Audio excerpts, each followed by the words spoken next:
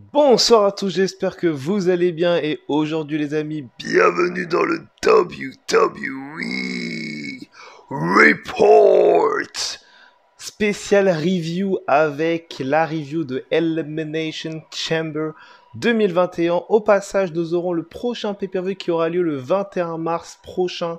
Ça sera la voie rapide, la seule voie rapide vers WrestleMania 37. Fastlane 2021 qui aura lieu donc le 21 mars 2021. Ça va être un pay-per-view énorme, j'espère en tout cas, parce que c'est le dernier pay-per-view avant WrestleMania, donc il faut que ça soit énorme pour préparer le plus grand show de l'histoire du catch de la WWE. En attendant, nous avons Elimination Chamber qui pour moi a été un bon show, dans l'ensemble en tout cas. On va commencer avec la carte qu'il y a eu. Donc, dans le pré-show, on a eu un Fatal 4-Way match pour déterminer celui qui va rejoindre le triple menace et remplacer Keith Lee pour le United States Championship. Donc, qui va remplacer Keith Lee dans le match qui l'opposait à Bobby Lashley, le champion, et Riddle. Donc il y avait donc pour ce Fatal 4-Way Mustafa Ali qui représente évidemment Retribution. Il y avait évidemment John Morrison, The One and Only Ricochet and Elias. À la fin du combat, Ricochet couvre Ali mais Retribution le tire en bas du ring pour sauver Mustafa Ali. Ricochet se lance en Suicide Dive mais Retribution l'attrape et le lance contre le poteau. Morrison en profite pour faire un roll-up à Ali pour le compte de 3. Victoire du Showman of Sexy, John Morrison. John Morrison qui revient au top un petit peu. C'est cool ça. C'est cool. Franchement, j'ai adoré ce match de pré-show. Je trouve qu'il a été super bon. Ensuite, nous commençons directement le show spécial Elimination Chamber avec le premier Elimination Chamber masculin avec évidemment le gros Elimination Chamber pour une opportunité au Universal Championship du Tribal Chief Roman Reigns.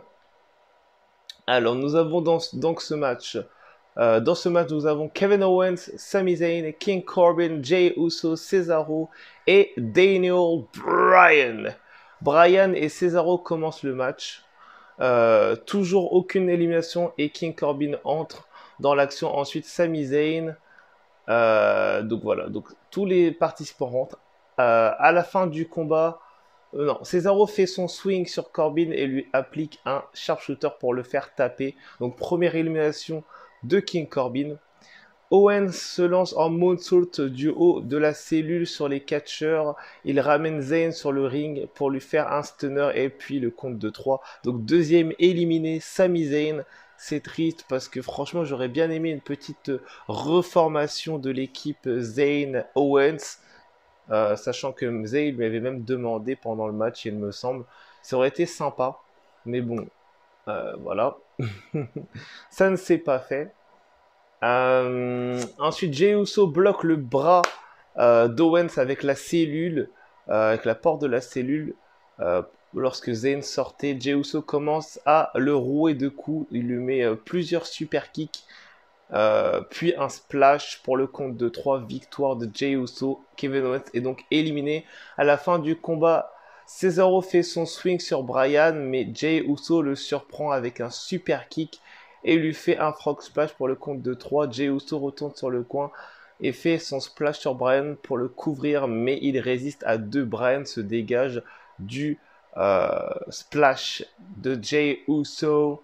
Jey monte en haut de la cellule et se lance en splash, mais Bryan le bloque avec ses 2 genoux. Bryan enchaîne avec son running knee pour le compte de 3. Victoire du Yes Man, Daniel Bryan. Après le combat, Roman Reigns arrive sur le ring pour son match, évidemment. Roman Reigns qui met un énorme coup à Daniel Bryan avant de le soumettre à son... En fait, il a tenté le spear au début, sauf qu'il s'est fait bloquer en yes lock. Après, Roman Reigns le repousse, il commence à le ruer de coups. Reigns lui fait une powerbomb et enchaîne avec comment ça s'appelle, sa prise de la guillotine. Et Bryan qui s'endort dans la prise, évidemment. L'arbitre arrête le combat. Victoire de Roman Reigns par soumission. Et il garde le titre. Après le combat, Reigns célèbre sa victoire. Mais The Rated R Superstar. The Rated R Superstar, the Ultimate Opportunist Edge. L'attaque soudainement avec un spear qui arrive de nulle part. Edge pointe le logo de WrestleMania 37 et le challenge est officiel. Donc c'est officiel. En avril prochain à WrestleMania 37, nous aurons The Rated R Superstar, the 11th-time World Champion Edge versus Roman Reigns, accompagné évidemment de Jey Uso et de Paul Heyman for the Universal Championship at the greatest stage of them all, WrestleMania. Le match est donc officiel pour WrestleMania. Je vous invite à dire dans les commentaires votre choix, qui de Edge ou de Roman Reigns va repartir de WrestleMania avec le Universal Championship. Personnellement, j'adore les deux, mais je pense que Roman Reigns devrait garder le titre. Enfin, pour moi, je pense qu'il mérite de garder le titre parce qu'il est super bon en heel et qu'il faut qu'il garde le titre. Mais après, je ne serais pas contre que Edge retourne au top du top en tant que champion du monde. Et je crois, ouais, ça ferait son tout premier titre Universal. Donc ça serait vraiment une très bonne soirée pour Edge si jamais ça arrive. Après le combat, en coulisses, Sonya Deville félicite Bad Bunny pour sa victoire du 24/7 Championship. S'il a besoin de quelque chose, il peut venir le voir. The Miz arrive et dit que ça aurait mieux d'avoir lieu à Saturday Night Live, pardon. Mais c'est ok, Miz lui demande ce qu'il fait ici. Bunny dit qu'il est champion 24/7, mais qu'est-ce que Miz fait ici? Il n'est pas champion, Miz le pousse, mais Bad Bunny le gifle. Moment choquant de la soirée, Bad Bunny qui gifle le Miz. Le Miz veut se venger, mais Damien Priest se met devant et Miz décide de partir. Le Miz qui a eu chaud. Et oui, Damien Priest qui est désormais alliancé avec le rappeur américain célèbre Bad Bunny, champion 24/7. Et je trouve que enfin ça donne un petit peu de l'importance au 24/7 Championship parce que il est plus trop, on va dire, dans de trucs stupides que je trouve à vraiment. Je trouve que le titre il a perdu sa valeur. C'est un titre un peu humoristique. Au début, j'aimais trop l'idée de Mick Foley lorsqu'il a ramené le titre. L'idée de en fait en faire un titre où on peut le défendre n'importe où, n'importe quand et à n'importe quel moment. Mais c'est devenu un titre vraiment humoristique, c'est-à-dire vraiment R-Truth qu'il a plus de 30 fois, c'est abusé. Donc vraiment, je pense que Bad Bunny devrait le garder pendant un long moment pour donner à ce titre une certaine valeur. Mais bon, on verra ça plus tard. On commence avec le second match de la soirée.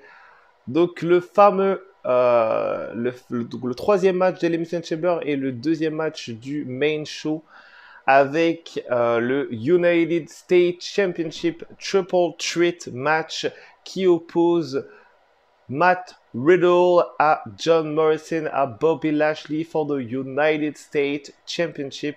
À la fin du combat, Morrison veut tricher avec la béquille de MVP, mais Lashley l'évite et lui applique son Heart Lock, donc son Full Nelson. Riddle prend la béquille et frappe Lashley avec pour le sortir du ring. Donc tout est autorisé dans un triple menace. Riddle enchaîne avec son bro Derek sur Morrison pour le compte de 3 victoires et New United States Champion, the original bro, Matt Riddle. Matt Riddle qui est donc notre nouveau champion des États-Unis. Bravo. Bravo à Matt Riddle qui devient notre nouveau champion des États-Unis. Ça fait plaisir de voir Matt Riddle à nouveau champion. Donc Matt Riddle qui commence à avoir un palmarès assez intéressant. Ancien vainqueur du du Dusty Rhodes Tag Team Classic avec Pete Dunne, champion par équipe, je crois, si je dis pas de conneries, champion par équipe et également désormais champion des États-Unis. Ça fait plaisir, Riddle qui commence à avoir un palmarès assez important.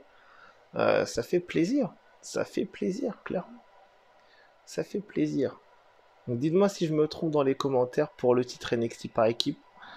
Mais il me semble qu'il l'a eu. Mais franchement, ça fait plaisir.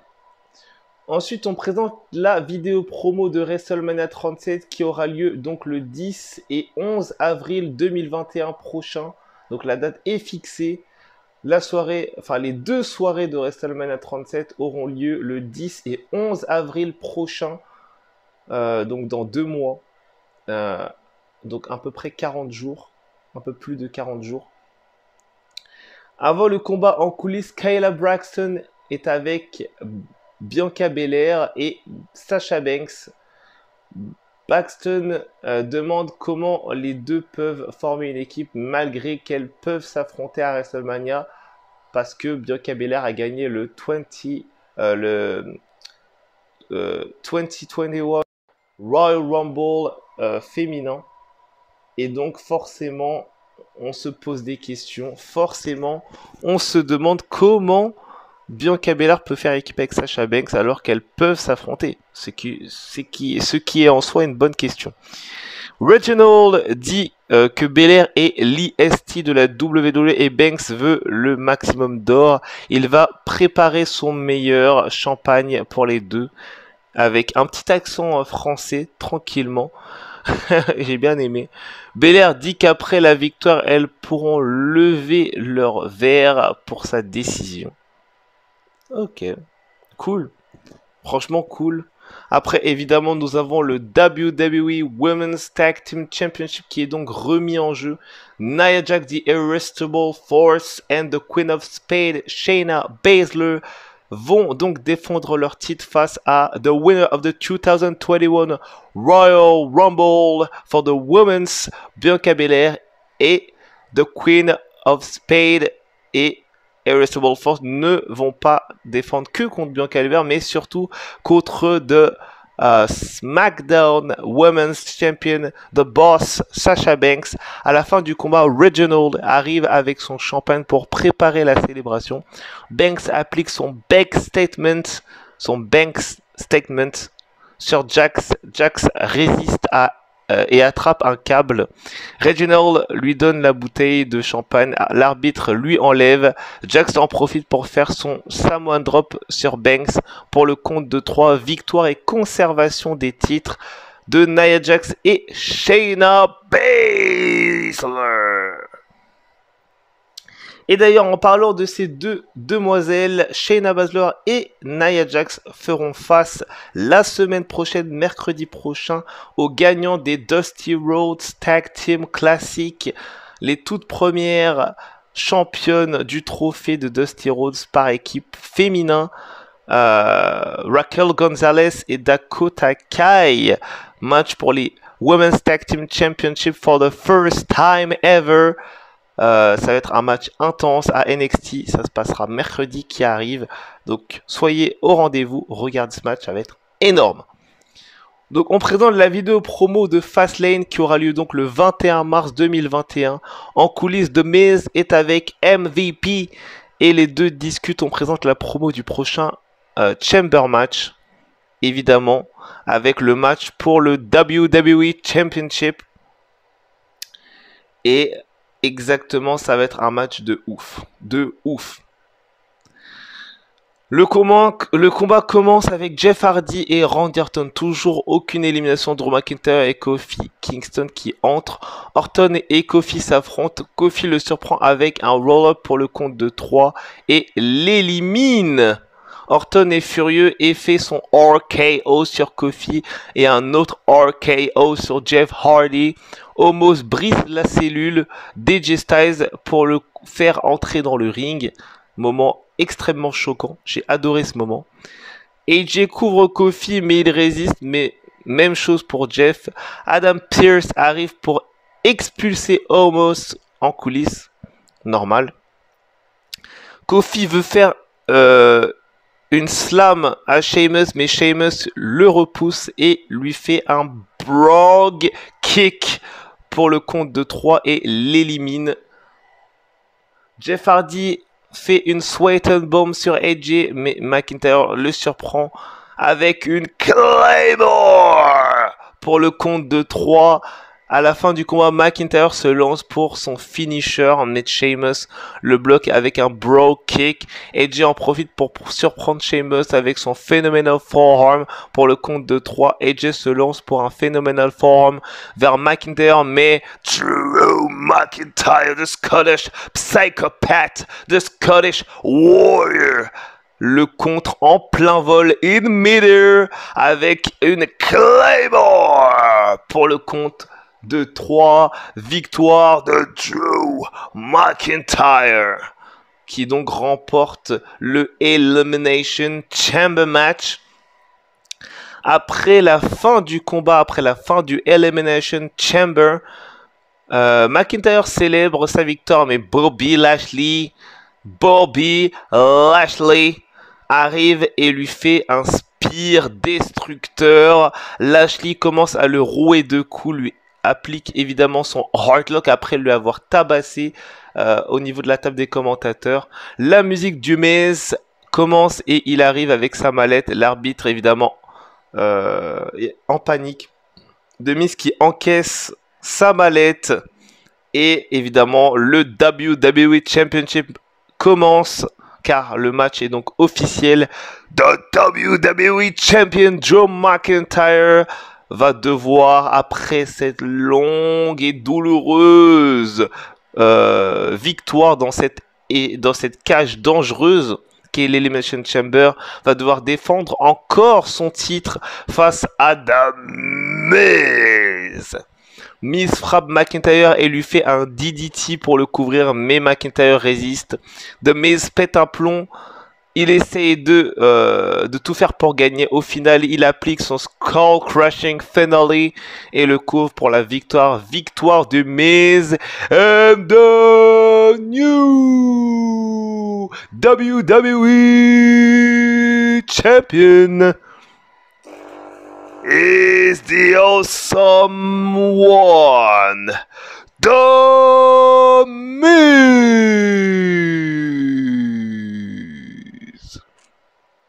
The Miz, The Miz, The Miz.